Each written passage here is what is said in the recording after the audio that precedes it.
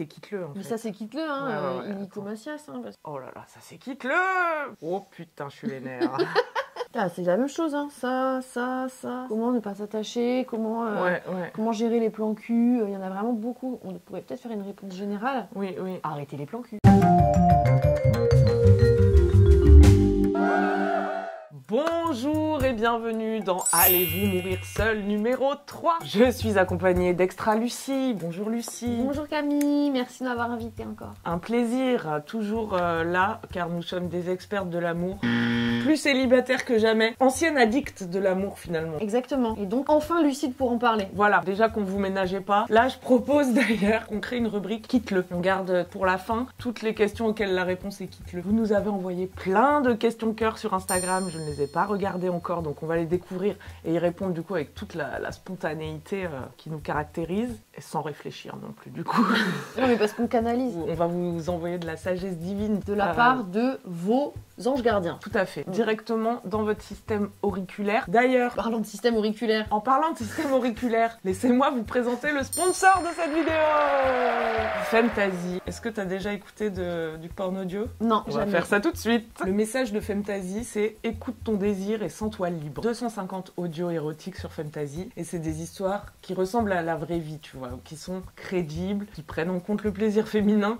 Pourquoi révolutionnaire. Et qui invitent aussi à rire des moments où ça peut fail, ou voilà, car le sexe n'est pas toujours huilé comme un scénario de porno mainstream. Dire aussi que le sexe n'est pas toujours un exploit, par exemple. Dans le porno, c'est beaucoup la performance, etc. Et donc là, t'entends des histoires de personnages à qui il arrive des choses parfois improbables, hein, parfois un peu, voilà, qui sortent de l'ordinaire. Comme dans la vraie vie aussi. Comme dans la vraie vie, des choses inattendues. Il y a plusieurs voix, il y a des voix féminines et masculines. Il y a les histoires qui sont scénarisées, des gens qui racontent ce qui leur arrive, des masturbations guidées. Et il y a des audios aussi qui sont juste des bruits de gens qui kennent, en gros. Ok. Et c'est des vrais bruits de la vraie vie, quoi. Moi, faut pas que j'écoute ça. Hein. Ça va t'exciter? Bah, je sais pas, mais moi, ça fait 135 jours que je suis abstinente. Putain, pourquoi tu me fais ça? Ouais, c'est pour tester ta volonté, Lulu. Ouais, exactement.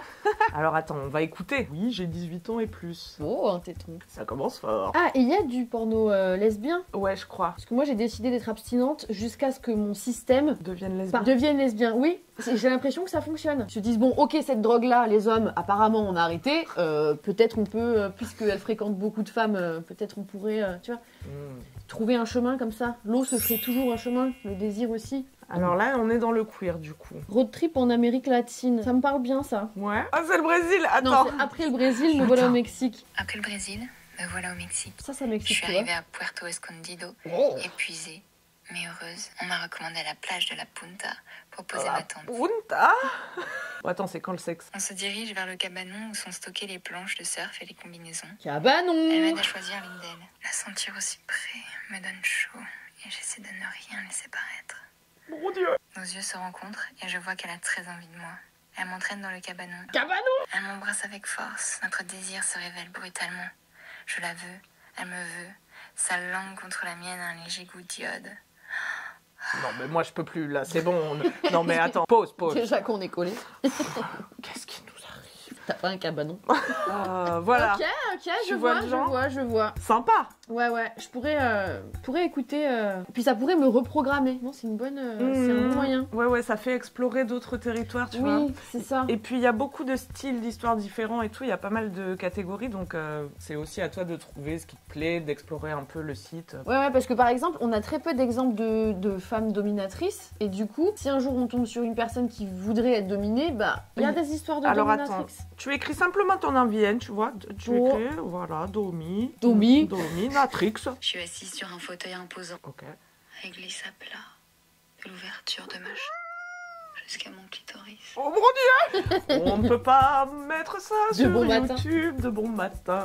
En tout cas, si vous avez envie de tester Femtasy avec le code CAMI30, vous aurez 30 € de réduction, 30 € offerts sur l'abonnement annuel, 14 jours d'essai gratuit, 2 semaines pendant lesquelles vous ne paierez pas. Si vous annulez, n'êtes pas facturé et Femtasy vous envoie un mail 2 jours avant la fin de la période d'essai. Donc n'hésitez pas, flattez-vous le système auriculaire. Cliquez sur le lien en description de la vidéo, code CAMI30. Merci Femtasy. À présent, répondons à cette grande question. Allez-vous mourir seul? Plus en forme que jamais, je vous le disais. On peut voir ce t-shirt en souvenir du temps où t'en avais quelque chose à foutre. Ouais, finalement. voilà. Aujourd'hui, c'est plus le cas. De moins en moins, quoi que ce soit à foutre, ouais, en effet. J'ai quand même survolé les questions, j'ai vu que vous en aviez beaucoup trop à foutre Et encore. c'est ça le problème. Donc on va vous apprendre à vous en foutre. Se foutre du superflu, mais par contre, accorder peut-être plus d'importance.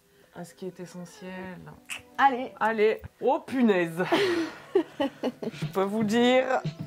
énervé. On est déjà énervé, on a des opinions tranchées, trancha. Ouais. Alors, on commence avec ça. Mm. Une question de Sarah. Comment accepter de ne peut-être jamais revoir le mec qui t'a fait passer la plus belle nuit de ta vie? La plus belle nuit de ta vie pour le moment. Ouais, c'est clair. Déjà, ta vie n'est pas finie. Ça, je vous rappelle, c'est mon credo. Tant que la vie n'est pas finie, elle continue.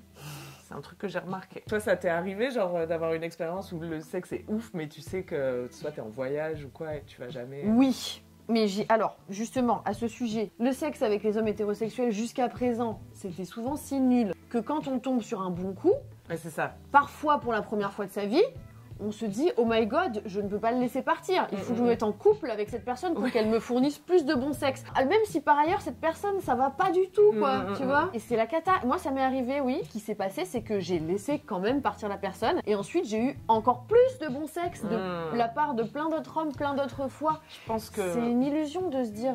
L'illusion de la rareté, c'est vraiment un piège, quoi. Mais ceci dit, j'ai été malheureuse il y a longtemps, mais j'ai été malheureuse pendant des années parce que après une rupture, je me suis persuadée que je pourrais jamais retrouver aussi bien. Et du coup, je me suis privée de relations et d'amour et tout pendant très longtemps parce que je me suis dit, bah voilà, je pourrais plus jamais trouver aussi bien. Mais c'est horrible, il faut vraiment pas penser ça. Il y a des milliards d'hommes et vous pourrez trouver... Des milliards, littéralement.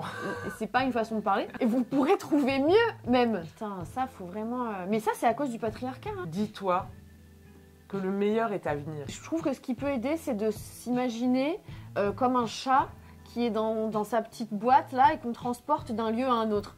Tu sais, ils sont pas du tout contents quand on les met dans leur boîte, qu'on leur fait quitter ce premier lieu pour les emmener dans un lieu qui en fait va être beaucoup mieux. C'est là, tu vas dans un lieu qui est mieux, je te jure. Et le chat il est là.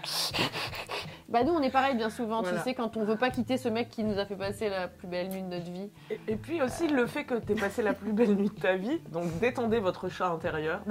Et puis cette expérience, du coup, elle te donne des nouveaux standards de ce que t'es en droit d'attendre d'une relation sexuelle, elle te donne des informations sur ce que tu aimes aussi, ce que tu pourras peut-être demander ou exprimer que tu aimes la prochaine fois. Et c'est la gratitude finalement qui va te permettre de lâcher, dire waouh, merci pour cette super nuit quoi. Mais en tout cas pour celles qui auraient la tentation de se dire ok super cool, du coup mettons-nous ensemble, tu vois, bah est-ce que vraiment le sexe suffit comme fondation d'un couple, le sexe passionné?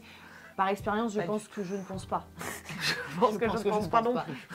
Question suivante. Allez. Comment s'en foutre de trouver l'amour? Une question de Macha. Ah bah là, moi, je suis en plein dedans. Là. Qu'est-ce que je m'en fous? Je m'en suis jamais autant foutue. Toute ma vie, mon obsession a été de me mettre en couple. Je suis dans un schéma plutôt fusionnel, plutôt de dépendance affective. Comment je m'en suis sortie? Bah, je pense déjà en m'informant sur les normes par lesquelles j'ai été pétrie, style en écoutant le podcast Le Cœur sur la table, qui fait réfléchir à tout ce qu'on a pu intégrer et qu'on pense qu'il est normal, comme par exemple être en couple, c'est normal. Trouver l'amour, c'est ce qui m'apportera la solution à tous mes problèmes. Non. Peut-être l'inverse. Juste créer de nouveaux problèmes. Toi, t'as eu aussi cette obsession de trouver l'amour? Bah oui, je l'ai eu pendant toute ma jeunesse, mais enfin c'était même une évidence quoi. Mais je pense comme beaucoup de gens, c'est genre comme beaucoup de femmes. Bon, il faut un travail, il faut des amis, il faut un couple quoi. Tu vois. Et en fait, bah avec l'expérience maintenant, ça fait 15 ans que je vis une vie amoureuse, même plus. C'est l'inverse. Je me rends compte que la vie de couple, la plupart du temps, enfin, ça dépend, je vais pas cracher dans la soupe, mais souvent m'a apporté beaucoup de problèmes, tu vois. Et là, je m'en fous de trouver l'amour parce que c'est vraiment plus ma priorité, quoi, du tout. Et aussi parce que tu trouves l'amour à d'autres endroits. Comment s'en foutre de trouver l'amour romantique? Mais par contre, l'amour tout court, on peut pas s'en passer, quoi. Non, c'est normal d'en avoir besoin. Par exemple, cette année, j'ai reçu et trouvé beaucoup d'amour de la part de mes amies, anciennes et des nouvelles. Beaucoup, donc du vrai amour, c'est-à-dire où l'autre te voit, te comprend, on se capte. En fait, avant de trouver un homme qui m'apportera ce niveau-là de véritable respect, amour et appréciation de ce que je suis vraiment, tu vois, déjà, faudra y aller. Oui, du coup, ta barre est plus haute. Ma barre est plus haute. Mais parce que t'es moins en manque aussi. Je suis moins en manque. Et du coup, j'accepterai pas moins juste par besoin de validation. Peut-être on s'en donne pas assez à soi-même aussi. Oui, oui. Parce qu'en réalité, quand tu t'aimes bien comme il faut, mathématiquement, tu vas moins chercher à l'extérieur. On a l'impression que c'est peut-être un truc qu'on lit, qu'on entend. C'est une vraie réalité, quoi. De s'aimer. Oui, que ça fait vraiment quelque chose. Je pense qu'il y a beaucoup de gens qui écoutent ça et qui sont là, ah oui, s'aimer soi-même. Oui, mais c'est bon, je m'aime déjà. Mais non. Mais non, parce que tu te fourgues dans des relations pas ouf, tu te reposes pas assez, tu manges pas bien, tu te parles mal. Tu te parles mal, t'es tout le temps en train de te juger, de te remettre en question. Ouais. Ce que tu ne ferais pas avec une amie. T'es sûr que tous tes choix de vie... C'est pas de la merde. Réfléchis quand même. Hein. S'aimer soi-même, c'est vraiment comme aimer quelqu'un d'autre. Tu vois, quand t'aimes bien quelqu'un, que ce soit de ta famille, un ami ou quelqu'un que t'aimes par amour amoureux, déjà tu veux son bonheur, mais en plus t'apprécies plein de trucs chez elle, tu vois, t'apprécies vraiment ses qualités, nanana, et du coup ça te fait aussi apprécier, voir avec attendrissement ses défauts, parce que bon ben voilà, personne n'est parfait, et voilà. Mais en fait c'est vraiment la même chose pour soi, c'est genre, ah là là, ben... Sacré-moi. Elle est mignonne, tu vois, elle est géniale et merveilleuse, et à la fois elle a des défauts, bah oui, comme tout le monde, tu vois, mais ça fait aussi partie d'elle, bah, c'est vraiment pareil en fait, que... Et du coup, tout ce que tu ferais pas avec quelqu'un d'autre, tu le fais pas avec toi-même non plus, quoi. De se dire des trucs comme, ah, parce que je suis conne, j'en sais rien, ce genre de trucs. Ou d'avoir un peu en sous-jacent, genre, oui, je pourrais m'aimer quand j'aurai achevé ce goal, ou quand je serai tel métier, ou quand... C'est un amour inconditionnel aussi. Dès aujourd'hui. Maintenant. Voilà. Donc voilà comment s'en foutre de trouver l'amour chez un partenaire romantique. Un séman très fort. Next. Une question d'Iseult. Comment dépasser la peur de vivre à deux quand on est habitué à son espace à soi? Et dans la question, on dirait que c'est l'étape inévitable. Sur ce point-là, il faut peut-être écouter sa peur. Pourquoi devoir habiter à deux? Enfin, si c'est pour des raisons économiques. À Paris, c'est le truc classique, tu sais. Ouais. C'est moins cher d'habiter dans un T1 à deux. Donc les gens emménagent parce qu'ils sont là à payer 2 studios trop cher. Ils se disent, allez, on va emménager ensemble. Pour les mauvaises raisons. Moi, je pense qu'il faut pas aménager ensemble. Lisez Réinventer l'amour de Mona Chollet. Il y a un chapitre qui y est consacré. Ne te débarrasse pas de cette peur. Écoute-la bien. Oui, ou aussi vois que cette peur, elle traduit des besoins chez toi. Si tu es habitué à ton espace, effectivement. Et puis, de toute façon, tu as besoin de moments de calme, de moments où tu te centres sur toi. Tu as raconté sur ta chaîne YouTube, quand tu as cohabité, que tu n'arrivais pas à créer. Ah ouais. Et il y a beaucoup de femmes qui m'ont répondu... que c'était pareil pour elle, et en fait c'est même si la personne elle est dans une autre pièce, même si tu as ton bureau et tout, c'est un état d'esprit, le fait d'avoir son conjoint souvent dans la maison, quoi, enfin ça c'est bloquant. Moi je le vois et je le sens, c'est presque magique, je pourrais pas expliquer, c'est presque énergétique, quoi, mais en tout cas, ou inconscient, mais en tout cas on n'est pas complètement soi-même, on sait qu'on n'est pas seul, on sait qu'on peut être entendu, interrompu, qu'à un moment va falloir, ça va être l'heure du dîner, il faut partager le dîner avec l'autre, alors que toi t'étais dans un élan créatif à un moment et t'allais peut-être y passer toute la nuit. Après il y en a pour qui c'est plus difficile que pour d'autres, mais moi je pense que c'est carrément dangereux d'habiter à deux, notamment dans un couple hétéro, mais pas que, parce que combien de personnes, combien de femmes ne partent pas quand elles sentent qu'elles devraient partir, que ça devrait être fini, que ça devrait être la fin de la relation, parce que c'est compliqué, c'est très compliqué de se séparer quand on habite ensemble. Tu sais, il y a toujours une période de latence où t'es là, bon ben on se sépare, mais là on habite ensemble. Enfin, t'es un peu coincé par le matériel. Franchement, c'est très particulier. Et même si t'as pas envie de te séparer, si t'as envie de rester ensemble, mais que tu t'aperçois que la cohabitation c'est pas ouf et que t'as envie de retourner vivre seul, ça va être vu socialement, en tout cas, et peut-être pour toi qui as intégré ça, comme un échec, une régression dans ta relation, alors que non. Non. Tu as vraiment le droit de changer d'avis. Une amie il y a quelques jours qui me disait ça, qu'elle vivait là en couple avec son mec et qu'il était parti une semaine faire je ne sais quoi et qu'elle revivait en fait et qu'elle s'était même pas rendu compte avant ce moment-là que elle avait besoin de dormir seule, se réveiller seule parfois, chanter toute seule, danser, enfin faire n'importe quoi et que ça fait du bien, quoi. Si le truc c'est par exemple, imaginons, on veut des enfants ou je suis enceinte, bon va bien falloir vivre à deux pendant un certain temps, tu vois.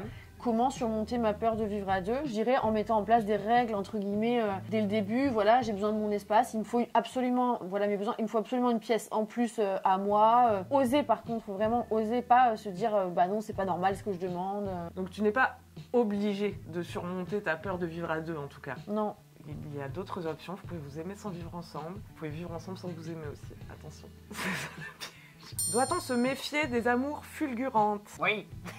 Oui. En fait, ça veut pas dire que ça va pas devenir quelque chose de profond, de long, de vrai, etc. Mais par contre, oui, il faut toujours se méfier. On peut énormément projeter, l'autre il projette énormément sur nous, il y a beaucoup d'illusions au début d'une relation. Ah ouais, c'est pas le moment pour réfléchir. Ok, ça a l'air super fort, super, ça veut pas forcément dire que on doit aller plus vite que la musique. Un amour fulgurant, c'est ça, ce serait « Ah, la connexion est super forte tout de suite », mais en fait, l'élément connexion, il est indispensable mais pas suffisant pour créer une relation à long terme si c'est ce que tu souhaites. Bah oui, c'est juste la base d'avoir une bonne connexion, quoi. Mais ensuite, une relation, ça demande d'autres compétences, savoir communiquer ses besoins, savoir gérer un conflit. Puis souvent, plus c'est fulgurant, plus ça veut dire qu'en fait, l'autre, il vient remplir un manque qu'on a, une faille, titiller une faille qu'on a, un besoin de validation très fort, et bam, il nous le remplit tout de suite. D'ailleurs, ce terme fulgurant... ça peut recouvrir un peu tout ce qui est le phénomène du love bombing, qui peut être mutuel d'ailleurs. Il faut faire attention, parfois on devient accro au fait que tout d'un coup quelqu'un nous donne beaucoup d'amour, alors qu'en fait c'est trop tôt aussi pour dire des trucs parfois, et en fait on devient accro à ça. Si les deux étaient en manque et qu'ils se rencontrent et qu'ils se love bombent, ça peut être très fort, mais ça veut pas dire que la relation va être saine ou qu'on se voit vraiment. C'est juste qu'on s'apporte à un moment ce dont on avait manqué, quoi. Si ça te remplit à un endroit que tu étais censé remplir toi-même à la base... C'est ça. Parce que le jour où l'autre, en plus, il te le retirera... Ah, ça fait mal. Ça va faire très mal. Oui, vous allez mourir seul. Et c'est tout ce qu'on vous souhaite. Mais donnez du temps au temps, globalement. Après, face à l'emballement, moi, je trouve qu'il n'y a pas grand-chose à faire. Mais c'est plus en amont qu'il faut régler le problème. Souvent, les problèmes se règlent en amont. Travailler sur soi et tout, c'est pas des vains mots. Question de Sophia. Des tips pour que mon sex-friend commence à voir la relation plus sérieusement ? Il commence à vouloir se poser, mais ne m'envisage pas dans ses options, alors que perso, j'aimerais du sérieux avec lui. Ah, Lali. Il y a eu beaucoup de questions. Comment ne pas m'attacher à mon sex-friend ? Comment faire en sorte que mon sex-friend devienne mon boyfriend ? Comment gérer les plans cul ? Comment ne pas s'attacher à mon plan cul, ouais. Girls, déjà, il faut être clair sur ce qu'on veut quand on entame une relation. Un plan cul, c'est aussi une relation, tu vois. Ça, les gens y croient. Oh, c'est juste un plan cul. Ça n'a que la dimension sexuelle. Oui, bien sûr. Non. Déjà, dire que c'est normal et naturel de s'attacher aux gens avec qui tu as des relations sexuelles. Enfin, c'est plutôt sain. Ne serait-ce que parce que ça dégage des hormones d'attachement et tout, ça te magnifique un peu le cerveau. Et alors, bon, peut-être que quand elle est entrée dans cette relation de sex-friend, elle voulait vraiment juste un sex-friend et partait avec l'utopie qu'elle ne développerait pas d'attachement émotionnel. Ce qui est pour moi vraiment... Optimiste, parce que même inconsciemment, tu vas devoir justifier d'avoir de l'intimité avec cette personne. Comme le biais psychologique de quand tu rends un service à quelqu'un, tu apprécies plus la personne. Parce que ton cerveau doit justifier que tu as fait... C'est une technique de manipulation. Si vous voulez que quelqu'un vous aime bien, demandez-lui de vous rendre un petit service. Et en fait, la personne va se dire, j'ai rendu le petit service parce que je l'aime bien. Parce que cette personne en vaut le coup. Ouais. Tu vois ? Et je pense que ça fait un peu ça quand tu échanges du sexe. Parce que tu vas pas te dire, je couche avec lui, mais c'est une grosse merde. Voilà. Et ouais. Tu serais en dissonance cognitive. Ouais. Pour moi, les plans cul, c'est comme la cigarette ou n'importe quelle autre drogue. C'est, oh tiens, je vais fumer une clope tous les 2 jours, mais je vais pas devenir fumeuse et je vais pas devenir accro. Bah si, c'est logique que si. Pour moi, les plans cul, c'est ça. Tiens, on va coucher ensemble plein de fois. On va partager beaucoup d'intimité et tout, mais on va pas tomber amoureux. Ou alors c'est possible, mais par quel miracle ? Si tu te coupes d'une part de toi, quoi, et que tu fais comme beaucoup d'hommes le réussissent, je pense que tu verrouilles le truc émotionnel. Ouais. Ou que tu couches avec quelqu'un que tu méprises vaguement. Et alors toi, tu t'auto-méprises, quoi. Ouais, ce que je pense font pas mal d'hommes, tu sais, c'est pour ça qu'ils s'attachent pas. Ils prennent des filles qui en fait leur plaisent pas de ouf. C'est vrai, hein, je suis désolée, mais si... En gros, c'est ça, un plan cul à qui tu t'attaches pas, je suis désolée, mais c'est quelqu'un qui te plaît pas de ouf. Faut dire les choses aussi. Est-ce que vous avez vraiment envie de coucher avec quelqu'un à qui vous plaisez pas de ouf ? Parce que s'il veut... Non mais c'est vrai. Ouais, c'est vrai. Je suis désolée. Autre chose, juste, quand vous commencez une histoire de sex-friend avec quelqu'un qui vous dit « je veux juste être sex-friend », croyez-le. Ne pensez pas que vous allez lui faire changer d'avis, que vous allez donner envie à cette personne d'être en couple. Et là, elle dit « il commence à vouloir se poser, mais pas avec moi ». Pire encore. Bah, ma vieille, respecte ce dont tu as besoin et envie, quoi. Ouais, moi ça c'est quelque chose que j'ai jamais trop compris. En gros, cette personne m'a dit qu'elle était pas intéressée, comment lui faire changer d'avis ? Ou même, tout simplement, il me ghost, que faire ? Alors moi, c'est peut-être parce que j'ai trop d'ego mal placé ou trop bien placé, mais dès la seconde où j'ai l'impression qu'une personne n'est pas intéressée par moi, c'est finito. Je pense qu'il y a des personnes qui sont dans des schémas d'indisponibilité, genre tu sais, tu reproduis le truc de ton parent indisponible physiquement ou émotionnellement, c'est ton empreinte un peu, et du coup dès que tu vas retrouver quelque chose qui ressemble à papa qui ne me donne pas d'attention, tu vas dire oui, ça c'est familier, ça c'est l'amour. Mais du coup, ce que je voulais dire, c'est pas que je suis meilleure que les autres en ne faisant pas ça, mais c'est qu'en vrai, quand on n'a pas cette névrose, la normalité dans les relations humaines, la normalité vraiment, c'est que si une personne vous fait sentir, voire vous dit que elle n'est pas particulièrement intéressée par vous, vraiment, faut pas insister, quoi. Il n'y a pas besoin de convaincre quelqu'un de vous aimer. En fait, c'est simple, c'est que vous êtes une personne merveilleuse, avec des qualités, une particularité, une unicité, etc. Enfin, tu vois, chaque personne est merveilleuse. Il faut trouver quelqu'un, comme vos amis, comme vous le faites avec vos amis, il faut trouver quelqu'un qui saura le voir et pour qui ça sera une évidence. Si quelqu'un ne te voit pas, ne voit pas tes couleurs, alors que tu lui as montré, tu t'es montré, tu l'as fréquenté pendant déjà un moment, pourquoi il les verrait soudainement au point de vouloir passer plusieurs années avec toi ou je sais pas combien de temps? Et toi, pourquoi tu veux être en relation avec quelqu'un qui ne te voit pas, du coup, qui ne voit pas ta valeur? C'est ça peut-être qu'il faut se demander. Ça, c'est vraiment pas possible. Hein.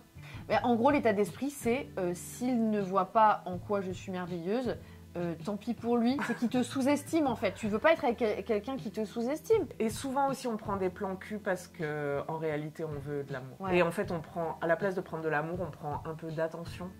Ou alors on est un peu addict au sexe parce que cette société est super sexualisée, mais du coup il faut se désintoxiquer. 135 jours d'abstinence, la gauche. Merde, ça va pas du tout dans le thème du sponsor. Bah si, tu as le droit de te masturber? Oui, bien sûr. Ah bah voilà, t'écouteras Fantasy. Dieu merci. Allez, dernière question, après on passe à Quitte-le. Avez-vous des tips pour arrêter d'attirer des mecs toxiques? J'adore. Déjà, moi, je voudrais nuancer cette question. Quand t'es quelqu'un d'attirant, t'attires les gens, quoi. Et beaucoup de mecs sont toxiques. C'est pas ta faute. C'est vrai. Le problème, c'est pas tant d'attirer les mecs toxiques, c'est de les garder dans ta vie. Parce que les attirer, à la limite, c'est pas tant ta responsabilité. Non. Mais leur laisser une place, c'est là où tu as le pouvoir. Et je crois qu'il y a encore cette idée cette illusion de rareté qui fait que tu vas garder des mecs pas ouf. Et cette croyance qu'il faut trouver l'amour de toute façon. Et donc, même si c'est pas super, c'est mieux que rien, quoi. C'est encore une histoire d'amour de soi. Ah oui. Pourquoi tu restes avec quelqu'un qui te maltraite, tu vois? À nuancer, mais vas-y, je te Non, laisse mais on parle pas de maltraitance physique ou psychologique ou d'emprise. Non, mais t'as le choix de les virer, ces mecs toxiques, de leur dire non merci. Je pense que c'est important aussi de réaliser que les gens qu'on rencontre et avec qui on se lie intimement, c'est vraiment nos miroirs, quoi. Et ça fait peut-être pas plaisir de l'entendre, mais en fait, si t'es dans une relation toxique, parce que c'est quand même, moi je préfère dire que c'est les relations qui sont toxiques plutôt que les gens, parce que en vrai c'est les mécaniques qui sont toxiques. Mais souvent, c'est ça. T'as l'impression qu'il y a un méchant, un gentil. Et le gentil, c'est comme ce que t'as partagé l'autre fois sur le people pleasing. Les gens qui sont people pleasers, qui veulent toujours faire plaisir. Donc t'as l'impression d'être dans le rôle du gentil parce que t'es là, oh, je ne mets aucune limite à personne. Allez-y, roulez-moi dessus et je vous ferai tout ce que vous voulez. Et en fait, c'est toxique aussi, ça, parce que c'est de la manipulation positive, en gros. Je vais te donner un maximum, mais pas de manière désintéressée. C'est dans l'espoir de recevoir. Si je ne reçois pas, je vais avoir du ressentiment envers toi, parce que moi, j'ai été tellement gentille, c'est pas normal. Alors, le sous-seuil, c'est souvent qu'on est accro. Si tu es déjà amoureux de la personne, c'est très difficile de partir, même si tu identifies que la relation est toxique. Ou que ça joue sur un truc plus profond, qui est même... Moi, j'étais dans des relations avec des gens... J'étais là, je sais que cette personne n'a rien à voir, tu vois, je sais que c'est même pas forcément ce qu'est cette personne qui m'attire et qui me maintient dans cette relation pas ouf, mais c'est cette dynamique où ça marche sur le dysfonctionnement, en fait, ça marche sur le manque. T'es accro parce que la personne, elle te donne puis elle te reprend. Tu vois, et ça fonctionne que comme ça, comme une drogue. Si on est en train de manger du mec toxique, faut se rendre compte qu'on est un junkie, quoi, aussi. Et prendre les choses en main de son côté. Et moi, j'avais une autre perspective à apporter sur ce sujet de la toxicité, des relations toxiques ou des gens toxiques. C'est que, en fait, à mon avis, bon, il y a des personnes toxiques, mais surtout, il y a des gens qui sont à différents niveaux de conscience. Et quand je dis conscience, je veux pas dire ça dans un sens ésotérique spirituel, plus dans un sens de qu'est-ce qu'ils acceptent dans leur vie en termes de relations de maltraitance, etc. Quelle est notre subtilité dans les relations humaines? Par exemple, il y a des gens qui vont avoir été élevés dans des environnements où c'est normal de se hurler dessus, par exemple, ou de se parler d'une certaine façon, et pour eux, c'est pas spécialement agressif, mais c'est leur normalité. Toi, pour toi, tu as été élevé dans un environnement où c'est pas du tout normal de se crier dessus, tu vas vraiment le prendre comme un manque de respect. Et en fait, bon, souvent la toxicité, c'est juste cette espèce de décalage. Et soit tu arrives à expliquer à l'autre que toi, ça t'agresse et qu'il faut qu'il change. Mais si la personne en face, elle va pas changer parce qu'en fait, elle est à ce niveau-là. Pour elle, c'est ce niveau-là de normalité qui est OK.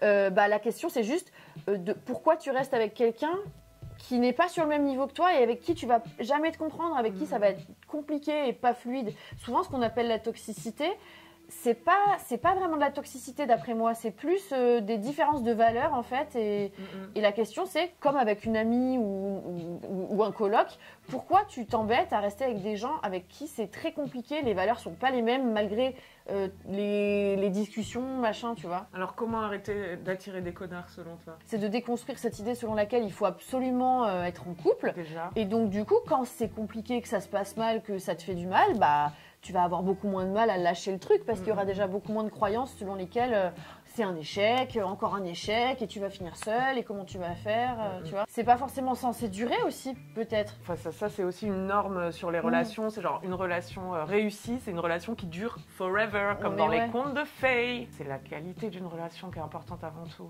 Cette idée qu'il faut que ça dure va te faire peut-être faire des efforts surhumains pour faire marcher un truc qui marche pas. C'est une victoire d'arrêter une relation qui marche pas, quoi. Ça semble triste, mais en fait c'est un moment joyeux. C'est triste et en même temps c'est un truc positif souvent.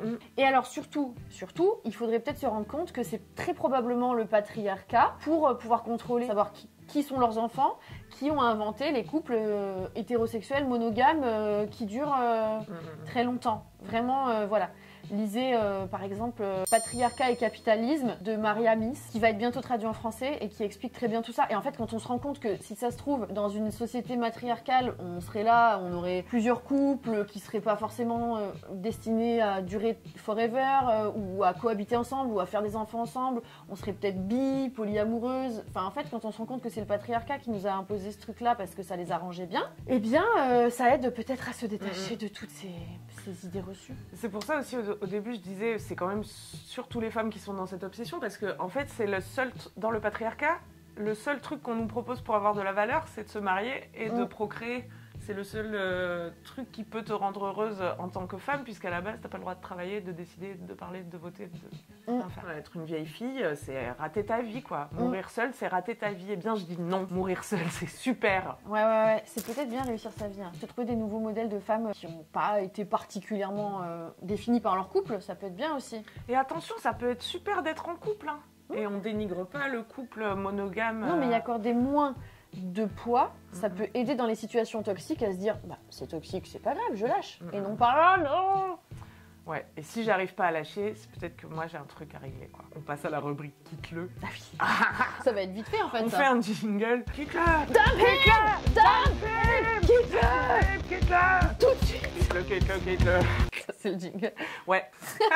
Mon amoureux, c'est être aussi adorable et soutenant que jugeant et froid. Que faire? Alors, ça c'est terrible. Donc déjà, quitte-le. Non mais ça c'est terrible quand quelque chose se passe mal avec quelqu'un, de souligner ce qui se passe bien. Enfin t'es obligé en fait, pour pas péter un câble, de te dire oui mais il y a quand même des trucs bien, parce que sinon pourquoi tu resterais avec cette personne? Peut-être qu'elle essaye d'être juste en disant bon il est pas tout le temps que jugeant et froid. Mais heureusement en fait, sinon vraiment, en fait c'est pas possible quelqu'un qui te traite bien une fois sur deux. C'est ça qui toi te mindfuck, quoi. En fait dans le meilleur des cas, lui il va mal et donc des fois il est complètement renfermé. Bon, le jugeant, par contre, non, ça explique pas le jugeant, du coup. Les relations, c'est pas fait pour travailler non plus, quoi. C'est pas censé demander un effort, c'est pas un stage. C'est censé être doux, quand même, une relation que tu choisis comme ta relation privilégiée dans la vie, quoi. Le couple, ça prend quand même une grande place quand tu décides de te mettre en couple avec quelqu'un. Puis surtout, la vie, elle est déjà suffisamment compliquée. Moi, ce que j'essaye souvent de dire aux gens, c'est que, enfin, il y a des grandes chances, que dans la vie, il y ait des problèmes du type un proche ou vos futurs enfants ou que sais-je, ou même toi qui a une maladie grave, un enfant qui a un accident de scooter, etc. Et en fait, ton partenaire, c'est quand même censé être un peu un pilier, quelqu'un à qui tu fais confiance, qui va t'accompagner dans la vie, etc. Parce qu'il y aura des trucs compliqués, tes parents qui vont mourir, enfin je suis désolée, mais voilà. Et en fait, c'est pas déjà la majorité des problèmes viennent de ton couple, comment tu vas faire plus tard, faire quoi. face aux autres trucs. Ouais, faut pas non plus attendre que l'autre soit parfait pour se sentir en sécurité émotionnelle. Faut se sentir soi-même en sécurité émotionnelle parce que des fois l'autre en face il va te décevoir, des fois il va être indisponible ou que sais-je, tu vois, ou bon. Mais par contre, si c'est très récurrent, pourquoi tu restes en fait, quoi, si c'est, enfin... En as-tu parlé avec lui? En vrai, ça pourrait être la première question avant de dire quitte-le. Bon voilà, si on voulait un peu nuancer. Et c'est compliqué de devoir expliquer à quelqu'un que ah là t'es en train de me juger négativement, ça me fait pas plaisir, bah sans déconner. Ouais, non. C'est compliqué si faut c'est un minimum. Quoi. Ouais, un minimum, ouais, un minimum, tu vois. Allez. Allez. Dump him. Quitte-le. Bravo, ouais, tu vas le quitter. Ça va être trop bien. Alors ça, c'est le pompon. Alors ça, on finit avec le pompon sur la Garonne. Il se permet de draguer des meufs devant moi et de les pécho. Donc, sous-entendu, a priori, nous ne sommes pas dans un couple libre. Je suis atterrée. Très étrange. Non, j'ai essayé de voir sur la photo si elle était très jeune. Je me dis, peut-être une personne très jeune. Eh oh, wow. Waouh. Je sais pas quel âge elle a, mais je sais que vous avez toutes, bon voilà, entre 20 et 35 on va dire. Et je voulais aussi, pour terminer ce courrier du cœur, dire putain, je vous jure qu'il y a d'autres choses à faire de votre vie là, dans ces années-là, que de vous prendre la tête avec des gars qui vous bolossent. Ouais. Vous avez tout à construire dans votre propre vie. Ne perdez pas de temps, d'énergie et d'espace mental, quoi. Avec des bolosses. Pas trop, quoi. Par pitié. Parce que, ouais, des fois, ça prend vraiment toute la place. Ah, ça me fout en l'air. Ouais. Hier soir, j'étais en présence de plusieurs femmes militantes merveilleuses qui ont plutôt la trentaine, tu vois, ou plus que la trentaine. Et je me disais, c'est fou parce que je connais un peu leur histoire. Enfin, je sais qu'elles ont passé leur première vingtaine, entre autres, à perdre énormément d'énergie avec des histoires de couples amoureux toxiques. Et que c'est seulement là, du coup, maintenant, à 30-35 ans, qu'on va pouvoir se passer aux choses sérieuses. Parce qu'avant, en fait, on a laissé toute notre énergie fuir comme ça pour des mecs souvent toxiques. Des relations, en tout cas, compliquées, machin. Quel dommage. Eh bien, merci Lucie pour tous ces conseils. Qu'est-ce qu'il fait?